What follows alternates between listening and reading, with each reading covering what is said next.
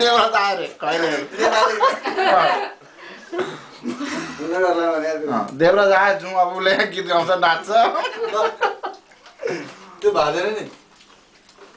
लालु यादवलाई अमेरिका लगेर उसले फोन गर्न बिल कनेक्ट गर्ने लास्टमा पछि चाहिँ यताबाट रावडीले धेरै भइसक्यो 2-3 महिनापछि फोन गर्छ हेलो भन्छ हेलो कौन ललुआ बोल रहा हो नहीं भाजी हम बिलुआ बोल रहा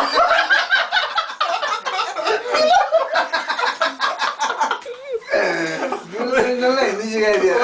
सिकाउनु हुँदैन ललुको टोनी ए उता त्यो इङ्ग्लिस बोल्नका यता टोनी ब्लेयरले पनि ल्याएको थाहा छ लालुलाई टोनी ब्लेयरले पनि ल्याएको छ यहाँ अनि ऊ चाहिँ यहाँ आएको उहाँ पब्लिकको सामने उसलाई एकदम लाज भएर एबिसिडी नआएर अनि यहाँ एबिसिडी पढेर उता फर्केछ फर्केपछि अब पटनामा उता बिहारतिर भाषण गर्दाखेरि पब्लिकले इङ्ग्लिसमा गर भनेछ त म भन्छु इङ्ग्लिसमा त भनौँ म क्यापिटल इङ्ग्लिसमा गरौँ कि स्मल इङ्ग्लिसमा भाषण गरौँ उता भाषणै क्यापिटल र स्मलमा गर्नु अनि त्यसपछि के भयो थाहा छैन त्यसपछि के भयो थाहा छैन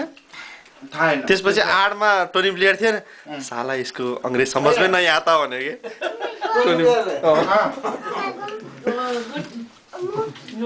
हिन्दीमा के टोनी ब्लेयर साला यसको त अंग्रेज समझ में नहीं आता हिन्दी सिकेर त्यस्तो भइसक्यो सालाई इङ्ग्लिस समझलाई नै हुन्थ्यो रे लाग्छ कि अरे हो देवराज त कति लिएछ तिमी त आफ्नो हामी नेपालको कुरा गर्छु के